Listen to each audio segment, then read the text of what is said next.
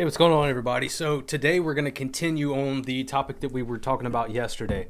But first, I want to point out that if you see around Twitter, around other social media and other news places where they're saying that Russia is to conduct nuclear tests, don't be alarmed by that. Now, I'm not saying that they might not use this opportunity to actually do something, but just don't be alarmed by it. It's not out of the ordinary. Every October, they do nuclear missile tests. Every October. And since they have a treaty with the United States and Europe, basically they have to notify the United States and Europe before they do the test. They do it every year in late October. This is not strange. It's not out of the ordinary. Again, I'm not saying they won't use the opportunity to mask their true intentions. Just don't let that bring a lot of fear into you. But yesterday we talked about what you should do if the nukes did go off, right? So you need to get in your house. You need to stay in there for at least 48 hours, take a shower, get clean, fresh clothes on. Make sure you have food and water that's already stored somewhere and in your house away from exterior walls so the radiation can't get to it and contaminate your food and water supplies. Make sure you have iodine pills. You can get pectin if you want to, apple pectin. From the studies I've seen, it doesn't really help at all, but some people believe it does, so you can get that too.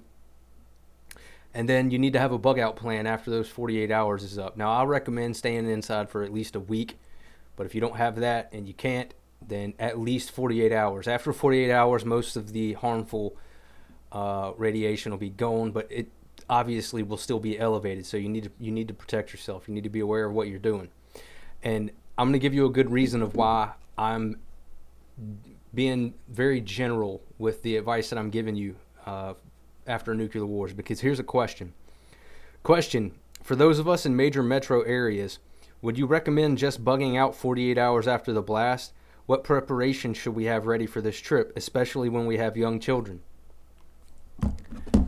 Every situation is going to be completely different. I can't give you advice that's going to be the same advice that I give to someone that lives in Nashville or Los Angeles, right? The direction you go, how far do you go, how high up, how low do you go? I'll just give you one variable here as an example. Okay, you said you have young children. How young are they? Because there's a huge difference. Are they months old? Are they 5 years old? Are they 8 years old? How old are they? Because if you're standing outside tending the garden and the blast goes off and you're at a far enough distance for where you don't just melt away instantly, and you have a 3-month and you're a woman and you're breastfeeding, you can't breastfeed your baby anymore. You have become irradiated. It is in you now. So that's just one variable for you. So for instance, in your case, you would want to make sure that in your emergency supplies that you have that's in your house away from exterior walls, that you have your food saved up, your water saved up, your potassium iodide pills, but you also want to make sure you have your baby formula. Because at least until a doctor clears you of the radiation that you just got blasted with, you can't breastfeed your baby anymore. And you may not be able to get any dry milk from any stores that's not been radiated. So you got to think. You got to really think and strategize. Okay, what can I do? What direction can I go? Let's just take my town, for example. Not mine, but let's just take a town, for example, Nashville. Okay, well, if you're going to want to go any direction out of Nashville, it's probably going to be west. It's not as inhabited to the west. There's tons of open land out there, and you can get out faster going west, more northwest. So what you need to do wherever you live, you need to take a look at the map. You need to explore the area if you don't know it that well. You need to, maybe have like a weekend vacation out to some place to check it out. Look for parks out there, RV parks. That's a good start. You may need a tent. You may need something like that, or you might just be able to bug out in if you got a big enough truck or an SUV or something, and you can just sleep in that as you go out. Here's the thing. I can't tell you what you need to plan for because I don't know what's going to happen. So let's just say that you're in a metro area, but you're far enough out into the suburbs that the bomb doesn't immediately kill you and your family. So you're able to, you'll be okay, but you know you need to bug out because the city's going to completely run out of food within 48 hours, if not faster, as we talked about in the last video. But if the place that you were planning to bug out to also got hit, now your plans have to change, and you have to be on the fly, right? Wasn't it Mike Tyson that said everybody has a plan until they get punched in the mouth? Think of it like that. Try your best to plan for the worst possible scenario that might happen, but also understand that your plan might fall apart from the very beginning. It might quite literally get nuked out of orbit. So have a plan A, have a plan B, have a plan C. And then this is what I recommend. After you come up with all of that, you put all of that stuff away in your closet and you forget about it. You've planned for it, you've done your best, let it go. Because if you don't, then the anxiety and the worry will just eat at you forever. I recommend, as I've said several times before, I recommend my Patriot Supply. They're not a sponsor, but I've personally bought their food. The reason I have is because it's good for 25 years, and it's got 2,000 calories a day per person. So you can just throw it in a closet somewhere in the middle of your house and just absolutely completely forget about it. Side note there, they don't have any protein in most of their kits. It's mostly just carbs. So if you want to get protein, they do have additional protein kits of dried meat, freeze-dried meat, if you want to get that. It's not necessary because we're not talking about eating good right now, right? You got to think about your steps and how you plan for survival. First is simply just calories. Don't worry about nutrition. Don't worry about vitamins and supplements, and don't worry about none of that. And the last thing you're worried about is taste. Don't worry about any of that. You just need the calories.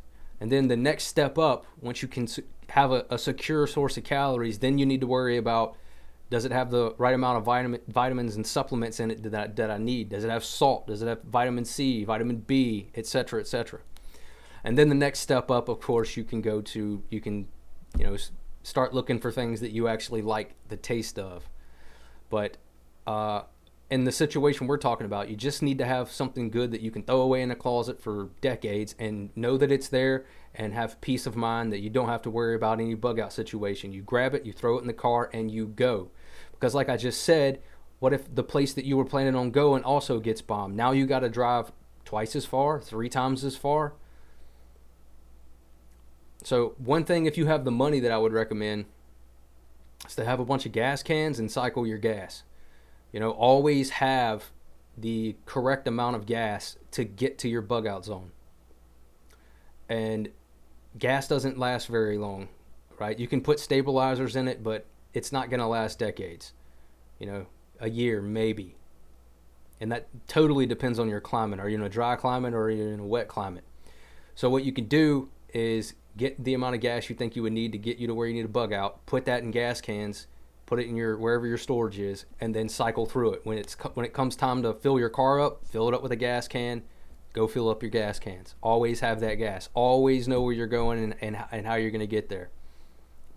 I hope this makes sense to people and I'm not just babbling on. It would also make sense to have a power bank, right? So like, just to give you an example, like a Jackery, something that's got a lot of power behind it. For example, I think it's the Jackery 1500, but it might be the 2000. I can't remember which one I bought. I know that I can hook that up to my well and it'll pump the water out of the ground. I know that. I did all that research before I bought it. It might make sense to have it. It also might not make sense, because if the nuke goes off and you're close enough and you're in a zone to where it don't kill you, but the EMP hits, it might destroy your battery, and it was pointless to buy it in the first place. The way I look at it, though, is that maybe the battery doesn't go. And in a situation to where everything's been blown up and the electricity grid doesn't work, if I have at least a chance that I can have a power bank that can be charged with solar panels, why not just take the chance that it's still gonna work after something like that goes off? Right? So it's all up to you guys. You can think about the basic necessities that I talked about yesterday, right? The food, stay inside, know where you're bugging out, all that kind of stuff. And then just add on top of that, what else do I need to have in the car? Stuff that you should already have in the car. A way to fix a flat tire, right? So the little rubber things that you can shove into a hole if you ran over a nail or something. You need to have a way to plug something into your car to inflate the tire. You should have all that stuff. You should have a toolkit inside your car at all times. You never know what might happen, because in the situation we're talking about, you're not going to be able to go to a mechanic. They don't exist anymore, at least in the short term, because we're talking about all-out nuclear war. Or if it ain't all out, at least major cities, maybe rural cities, to cause panic, because everyone's like, oh, they're going to hit LA, they're going to hit New York. What if they hit Des Moines, Iowa, right? What if they hit Nashville, Indiana? That's going to make people everywhere panic, because people out in the middle of nowhere in Nebraska are going to be like, oh my God, we could be next. So just think about, like, run it through your head. Where would you go? What would you do? Plan for it. What is absolutely a necessity and what is not. Start with the stuff that is, and then work your way to the stuff that's not. So I know a lot of you guys might want me to be more clear about what to do and what not to do, but it's kind of difficult to do because I don't know your situation. I'll give you an easy one. It's easy to store rice, and you can get about 6 months worth of calories for one person for about $150 at Walmart with just 10, 20-pound bags of rice. So just look into it. Now that price is going to be lower or higher depending on where you're at. You can store that pretty well inside of some buckets. Throw some of those little oxidizers in there. It lasts for a while, a good while. Maybe not 25 years like the storable food, but it lasts for a while. So do what you can. Stay safe. If any of you have any questions, put it down in the comments or hit me up on Twitter, assume37.